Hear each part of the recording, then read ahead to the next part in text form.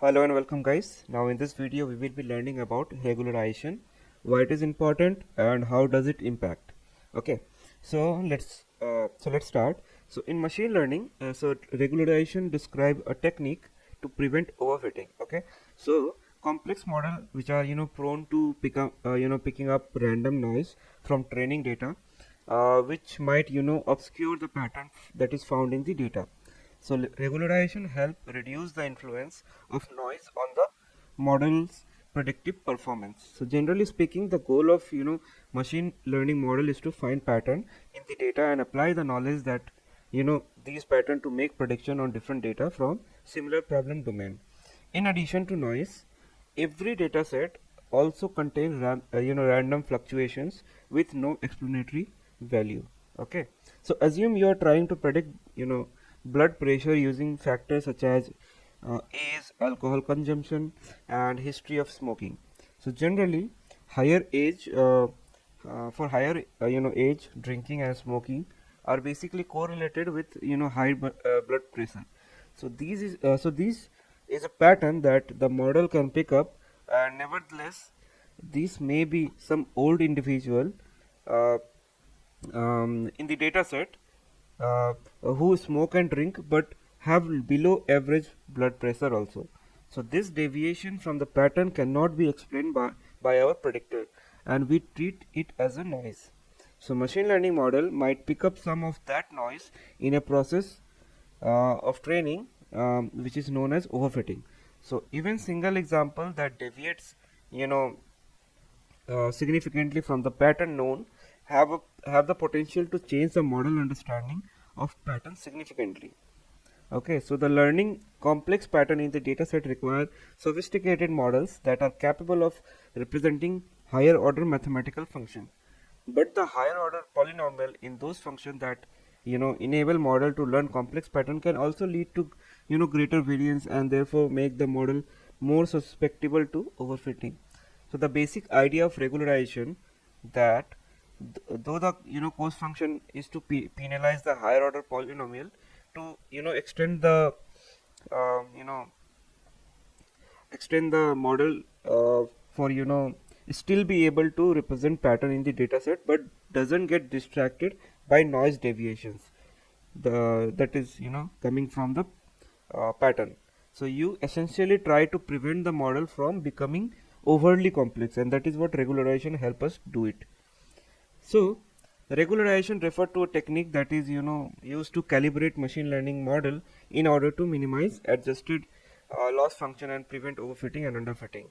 So using regularization we can fit our machine learning model appropriately on a given test set and hence reduce the error in it.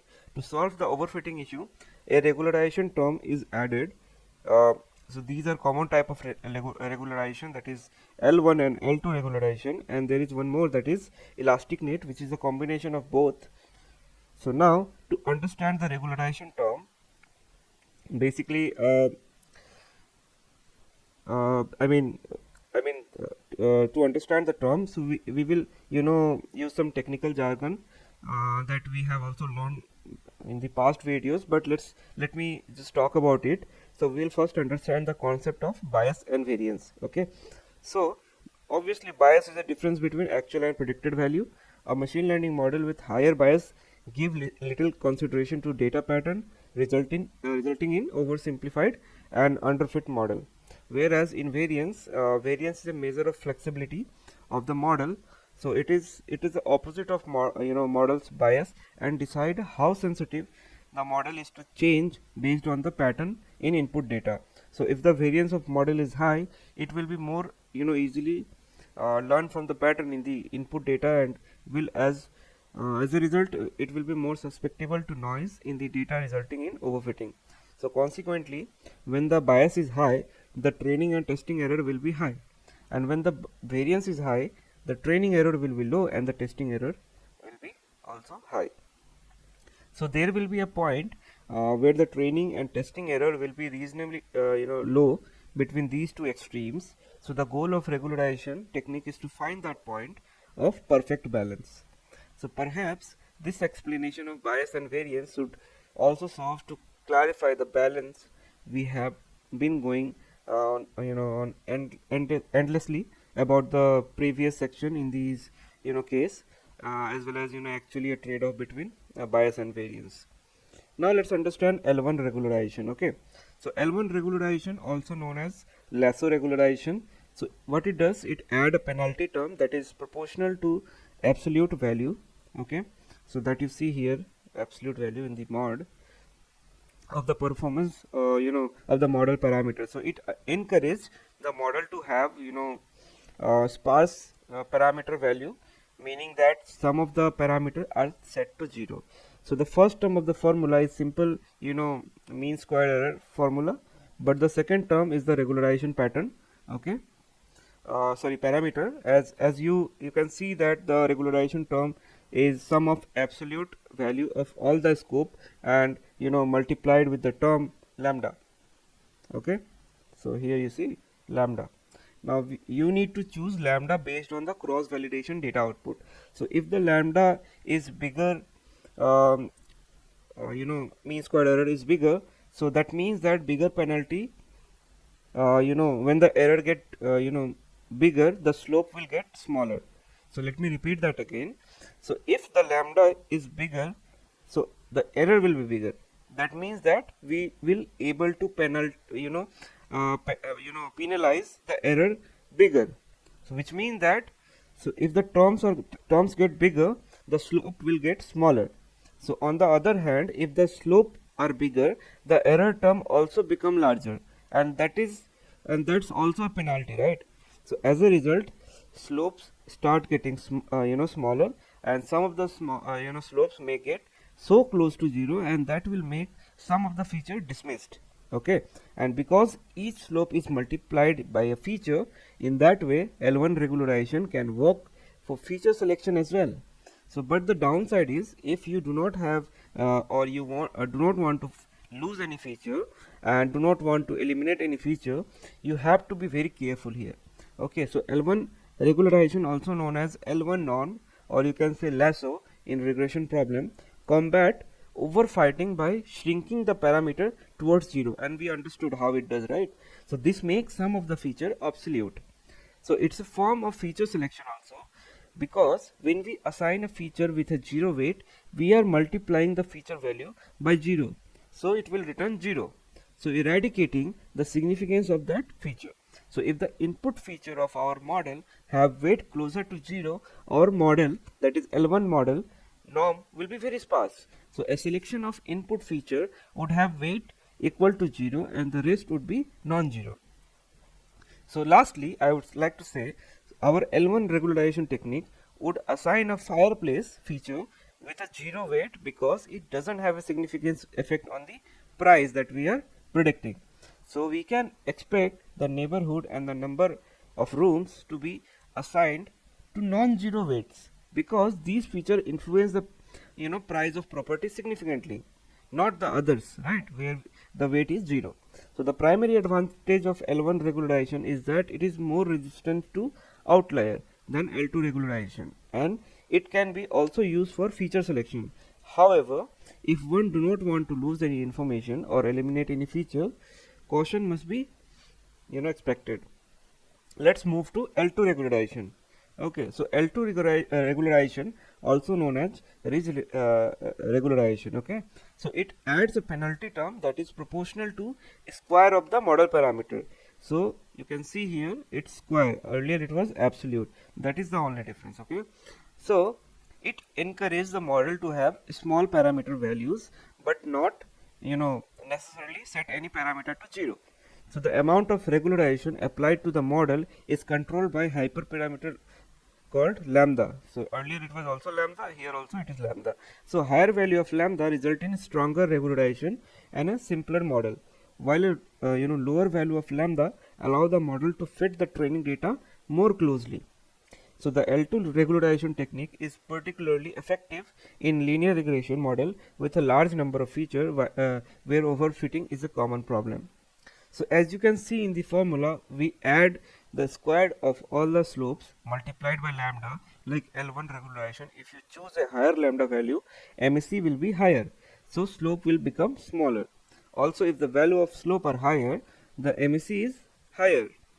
That means a higher penalty. But because it takes a square of slope, the slope value never go down to 0.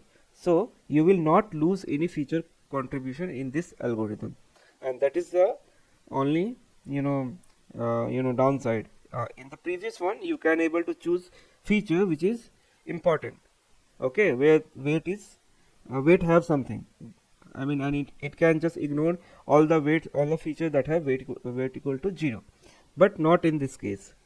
Okay, so the downside is it get affected by outlier too much. Okay, so as we take squared of weights, if a value is lot higher than the others, it become too overpowering because of squaring. Okay, so L2 regularization, or you can say the L2 norm or ridge regression, combat overfitting by forcing weight to be small but not making them exactly 0. Here the weight will become 0 but not here. Okay, so if we are predicting house price again, this means that the less significant feature for predicting the house price would still have some influence over the final prediction, but it would be very small influence. So the advantage of L2 norm is it is easier to get derivative of regularization term, so it can be used in gradient descent formulas more easily, also because you do not will get lose any information. As no slope becomes 0, it may give you better performance if outlier is not an issue for you. Now let's understand what is the difference. So I mean, the regularization term in for L1 regularization is the sum of absolute value of the model coefficient multiplied by a constant lambda that we have seen here. Okay, then other good thing about L1 regularization is it tends to produce sparse model, which means that model will have many coefficient equal to 0, and we can just ignore them because they are not making sense to the model. Other advantage will be it can be used for feature selection, like I just told you. Then maybe more this L1 regularization can be more effective than L2 regularization when there are many irrelevant features in the data. It also be can be said that it may be less computationally expensive than L2 regularization. Okay, because you do not have to do calculation for all the weights where the for those weights where the value is 0. Now in L2 regularization, which is also known as ridge regularization, the regularization term is the sum of squared value of the model coefficient multiplied by a constant lambda. Okay, and it is tend to produce model with small but non-zero coefficient for all feature, and it does not perform any feature selection also. Maybe it is more effective than L1 regularization when all the feature in the data is relevant.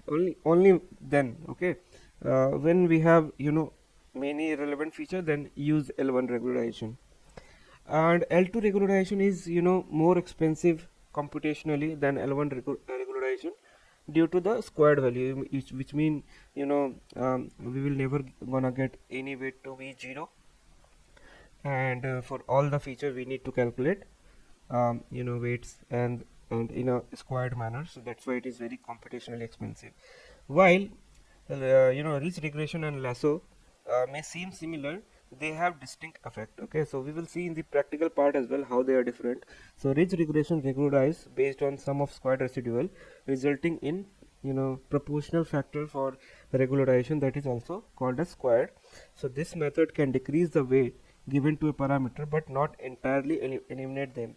So in contrast, the L1 penalty in the lasso can be used to eliminate parameters, whereas the L1 regularization penalizes the sum of absolute value of weight, while L2 regularize penalize the sum of squared weight more in a squared manner. So the L1 solution is sparse while the L2 solution is non-sparse. L2 regularization does not perform feature selection because it only reduces the weight value near 0 rather than making it to 0. On the other hand, L1 regularization has built-in feature selection. Additionally, L1 regularization is robust to outlier while L2 regularization is not. Now let's understand the combination of both. Okay, and that is also known as elastic net regularization. So elastic net regularization is a combination of lasso and ridge regression technique. It adds both penalties to the cost function, which combines the benefit of both L1 and L2 regularization while minimizing their limitation. As you can see, we have ridge also, we have lasso also. Here we have a squared factor, here we have mod factor. Okay, so elastic net regularization address the limitation of lasso and ridge regularization by adding an additional hyperparameter which determine the degree of contribution from each regularization method.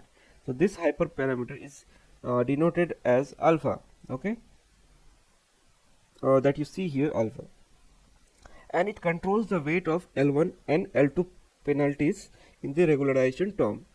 So elastic net regularization is useful when we are dealing with high multicollinearity and a large number of features in the data. It can help to select important feature while shrinking the coefficient of less important ones towards 0.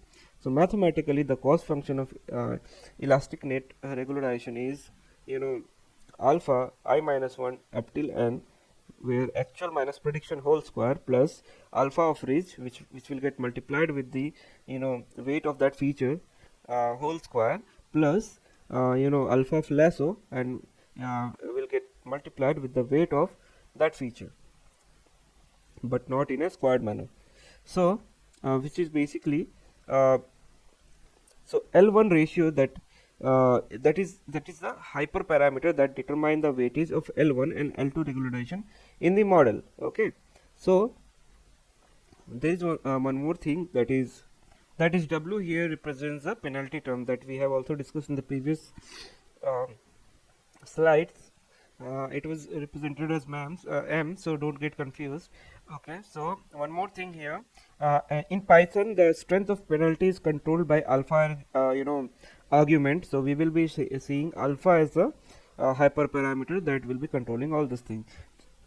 so so if alpha equal to 0, result in ridge regression, and if alpha equal to 1, result in lasso regression. So elastic net regression process occur in two stages. First, ridge regression is applied, then followed by lasso regression. So during each stage, the beta are shrunken or reduced, leading it to increased bias in the model. So increased bias result in more deviation between the predicted and actual value, and thus more predictions. So therefore, we rescale the coefficient of elastic net regularization by multiplying the estimated coefficient, that is by 1 plus alpha ridge, to improve the prediction performance and decrease the bias. So overall, what I want to convey is elastic net regression is a combination of lasso and ridge using both L1 and L2 norm. So it allows for for a sparse model with some 0 point while maintaining the properties of ridge regression. In Python, alpha control the strength of the penalty, and and the technique happens in two stages. First, followed by lasso regression, ridge regression, and then followed by lasso regression. So the beta get reduced in each stages, leading it to increase bias in the model, which is rescaled to improve the prediction performance and decrease bias. So suppose you have a data set of blood pressure for training in which an outlier is present, which you can see here. Okay, so for instance, a man of age 80 is old and been consuming alcohol and smoking for whole life, but his blood pressure is 125 by 70, let's say. Okay, I mean the problem that we were discussing at the start. So if a complicated non-linear model is applied without regularization, it may lead to a polynomial function that fit the training data accurately, which is happening here. You can see that it is training all the point accurately. Okay, so consequently the model will consider a blood pressure of 125/70, okay, for an 80-year-old alcoholic smoker as part of pattern. So if a smaller or similar individual is present in the test set, the model may predict unrealistic low blood pressure for given data points, and that is what a problem with normal model is. If we don't apply, it will learn this as a pattern, but this is not a pattern, right? This is an outlier. So we need to rectify this type of noise from the model, and L1 and L2 does this thing for us. Okay. so so if I tell you how the curve will look like without without applying the regularization, it will look like this, right? But if we apply regularization, it will look like this. Okay. And that is what the problem is.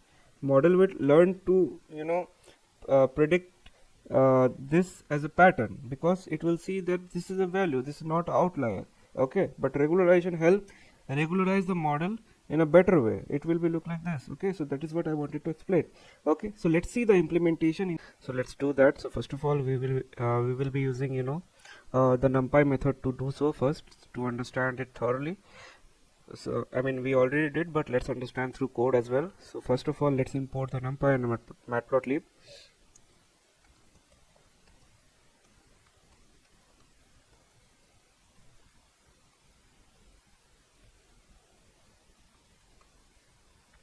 Okay, so now what we will be generating synthetic data with some added noise. Okay, so let's do that. So let's create a function to do so.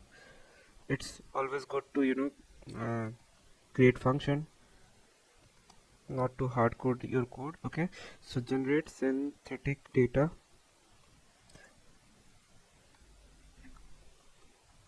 So first of all, we need to set the seed 42.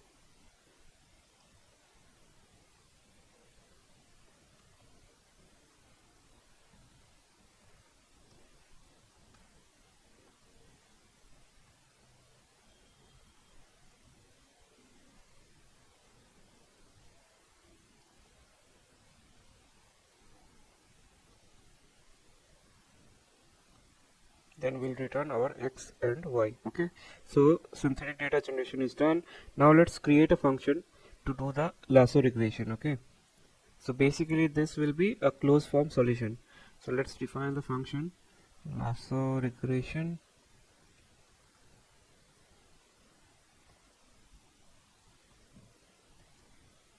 And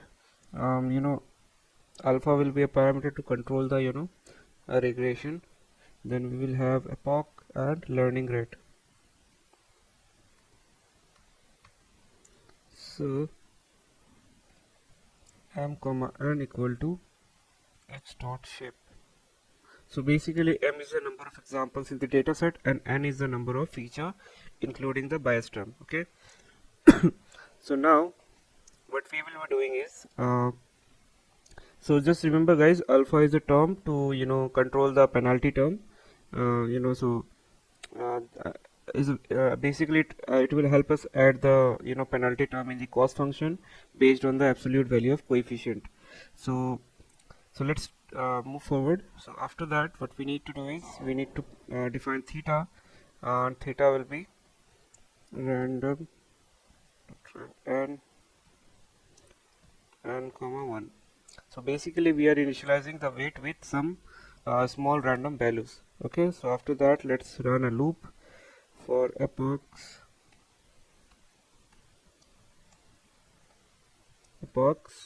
Now we have to calculate the gradient.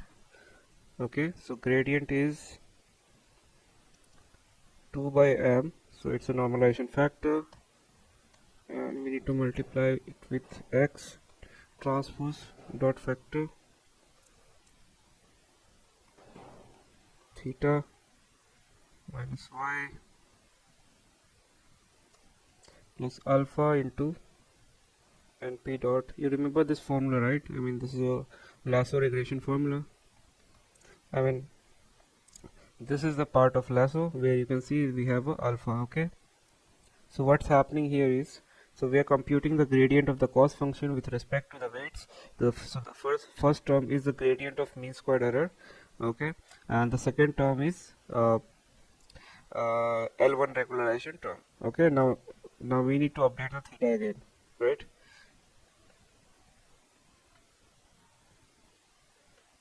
So theta will be theta minus learning rate. okay, and it will get multiplied with gradient, and then we'll return the theta. So basically here what we have done is we have updated the weights using the learning rate and gradient, and we have returned final weight after specified number of epochs. So now we have defined our lasso regression. Now let's define our ridge regression. So copy the whole code, okay, create some space. So it will be also taking the same number of parameter, okay, m and n will be same, theta will also be same, this epoch will also be same. What we need to change is just the gradient part. So you remember guys, right? I mean we were taking absolute, right, absolute uh, in the lasso regression. For ridge we need to take square, right? So let's do that. So after, so just remove this part, okay. So we need to multiply 2 with alpha, okay, and then it will get multiplied with theta, and that's the only change we have to do for lasso and ridge, and we are done. Okay, so let's run this and our ridge regression is prepared. Now let's do the elastic net, which is a combination of these two. So hope you guys understood the changes that required to make lasso a ridge or ridge a lasso. Okay, so that's the only thing that we need to change. Rest everything will be same. Now let's do for elastic net regression. Okay, again here we need some parameters, right? What parameters? X, y, as well as we need L1 ratio. Okay, so let's do that. L1 ratio. Okay, again m and n will be same, theta will be same.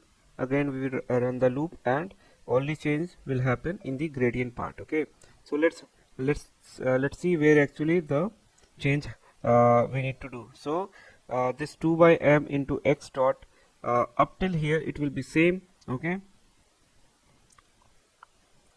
now after plus we need to multiply alpha with L1 ratio. Okay, so L1 ratio into np dot sine, which is this term, lasso term,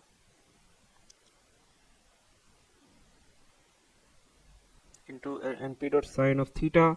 Then again what ratio we need? We need ridge ratio, right? So for that let's do that as well. Plus 1 minus L1 ratio, okay, into 2 into theta, and we are done. Yeah, so we are done with everything.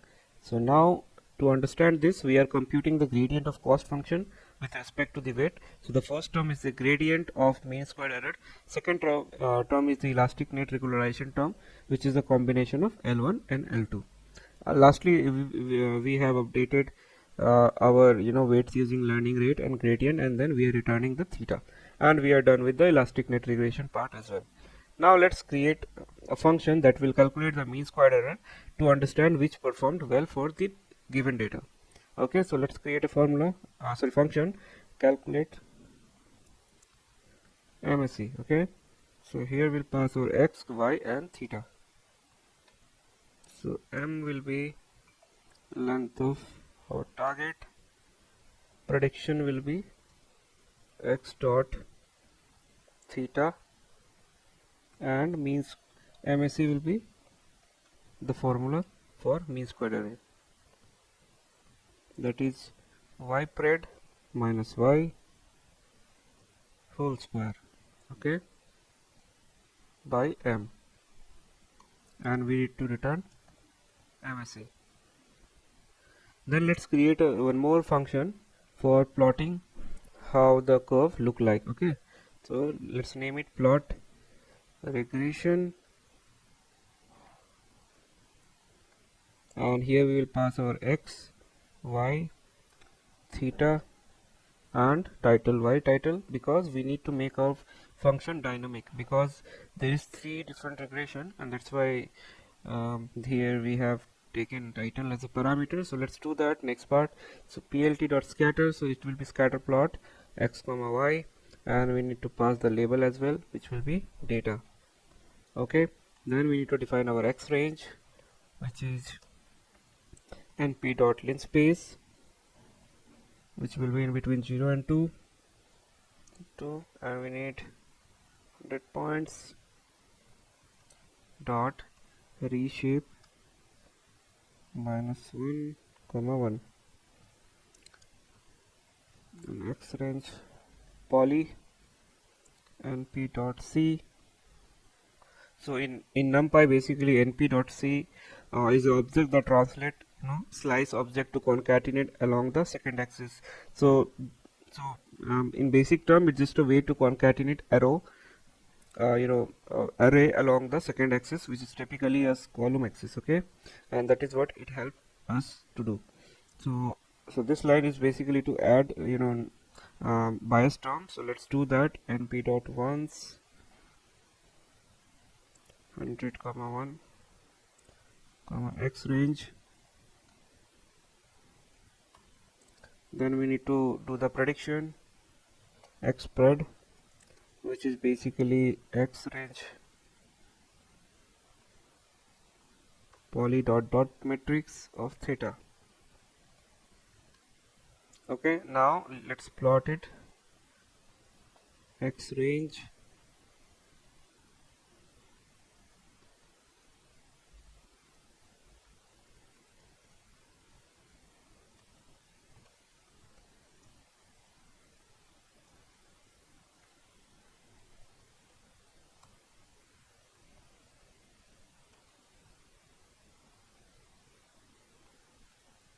so this will be the this is the dynamic part. So title will come from where from the function is getting called. Okay, so then x label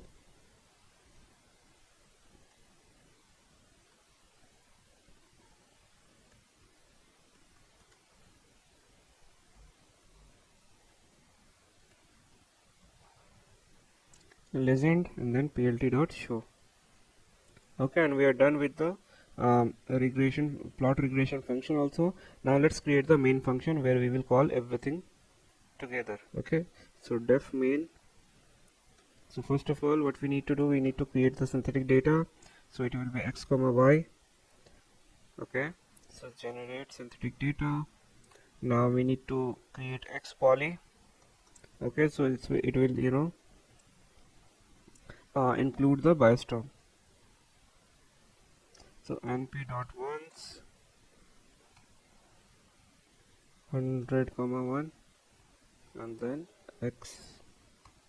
Okay, now let's define our all the hyperparameters.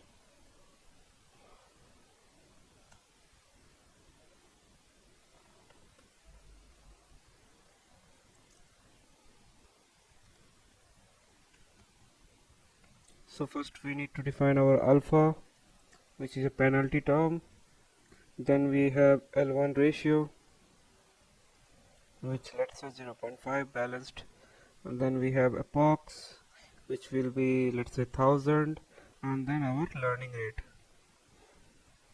Okay, make sure it is not too big or not too small, because if it is small it will take a larger time. If it is big, it won't be able to converge. So let's first call lasso regression. Okay, so theta lasso equal to, let's call our lasso regression.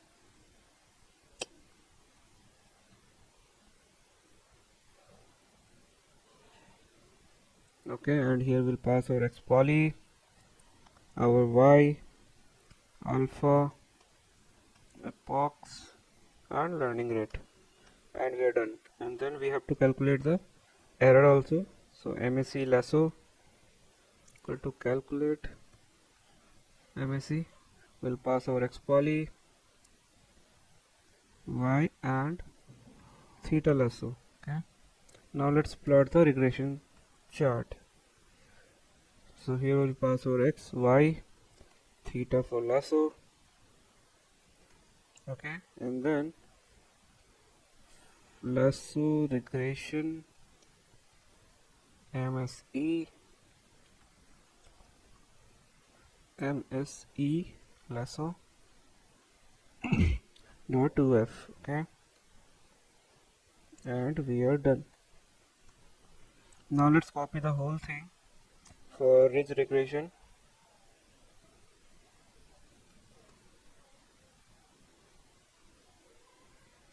Everything will be same, just make some changes here.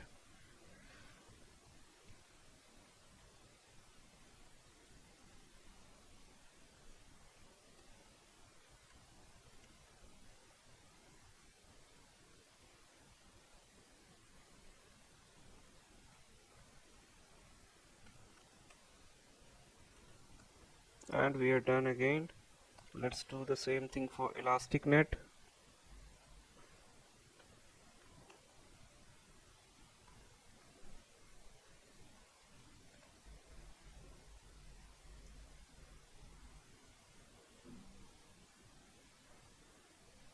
X poly y alpha, we have to pass our L1 ratio. Okay, then epochs learning rate. Okay, so theta es, okay, let's name it en. Okay, so this is done.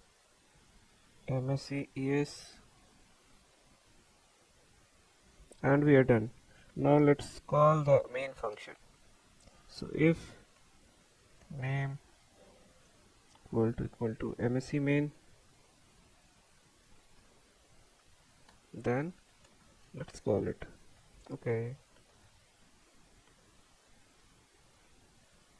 so our whole program is running. It says lasso regression is not defined, so let's run it again. Now it says matplotlib. Okay, now okay, character. Okay, it's running. Now you can see the data. It says float object cannot be interpreted as integer. Where exactly it is coming from? Elastic net.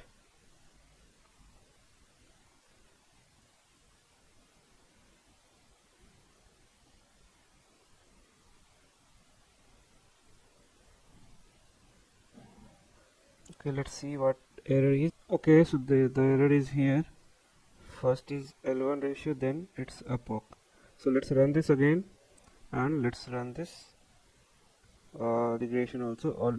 Let's have a look in the data, because the way I wanted to plot the data set, it's not coming like that. So we have seed equal to 42 random dot rand comma 1, so 4 plus 3 3x plus, yeah, it's all correct only. Now let's check. So we have our lasso regression sorry, so we have our ridge regression also, then we have our elastic why, okay, we haven't changed.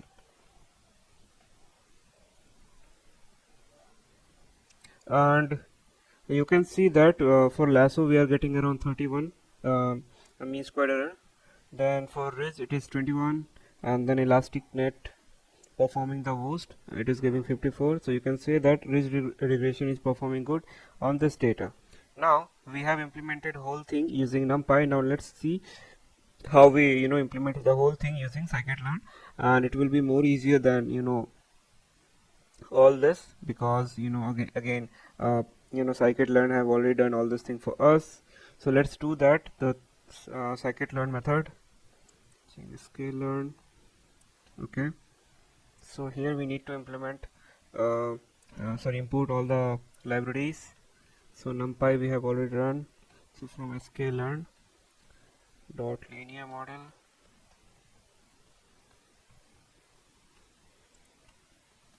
import lasso ridge and elastic net. Okay, so now after that, from sklearn dot metrics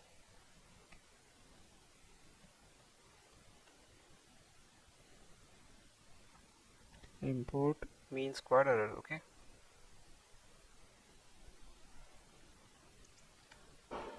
from sklearn dot model selection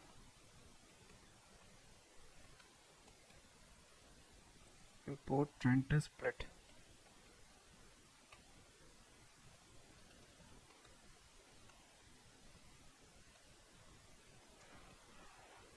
So we are done with all the necessary libraries. Let's generate a synthetic data.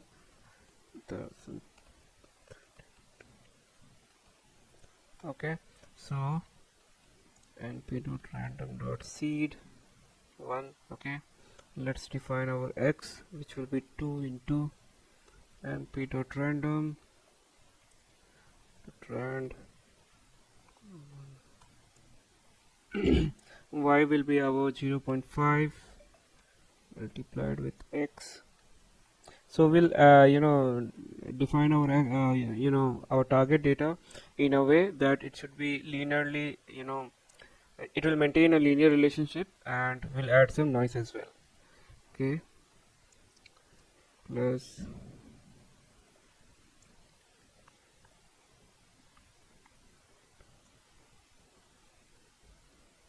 okay, so we are done with generation of data. It says okay, yeah, we have generated the data. Now let's split the data into training and test set.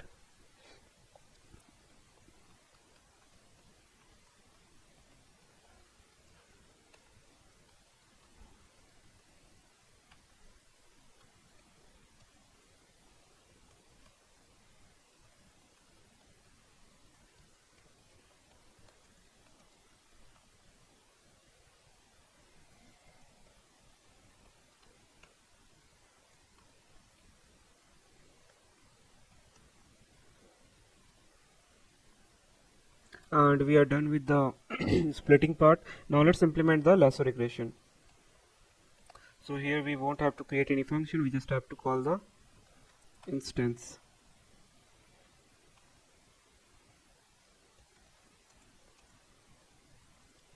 Here we have to pass only one parameter, that is alpha. Okay, and it should be 0.1. Then we have to fit the model, lasso model dot fit x train and y train. So let's store the prediction also.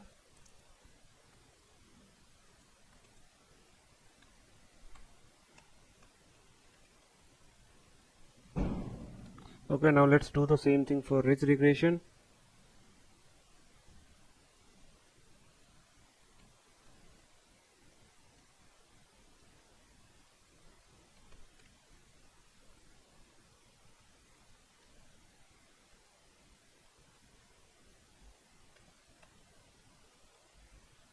And we are done with ridge regression also. Now let's do the elastic net part. Okay,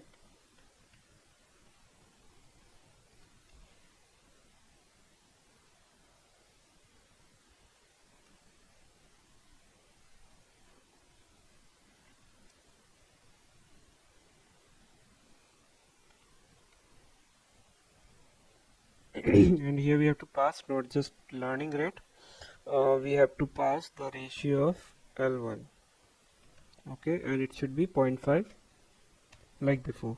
Okay, so let's run all three model, and we are done with training all of them. Now let's print what is the mean square error that we are getting. Evaluate the models. Okay,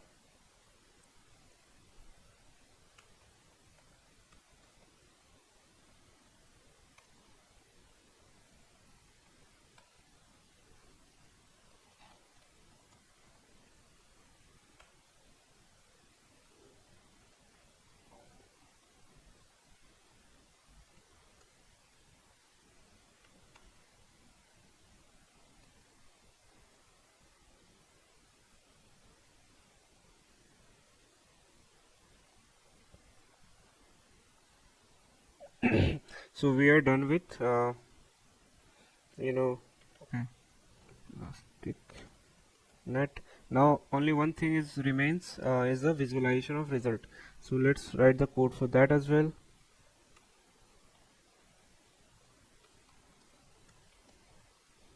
Okay, so what we need to plot a scatter plot. Okay, so x test comma our y test, let's label it actual, then our prediction. So plt dot scat plot, here it won't be scatter test, and then our lasso prediction, label it lasso, give a color, let's say red. Okay, now let's copy the code again. So there will be 3 lines. So then Ridge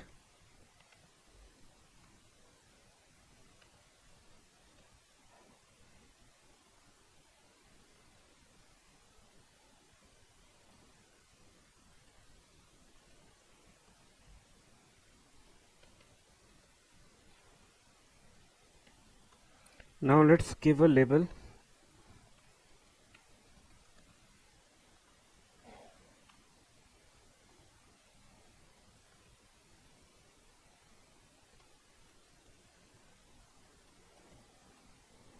And we are done. Okay, now let's run this and see how they actually look like.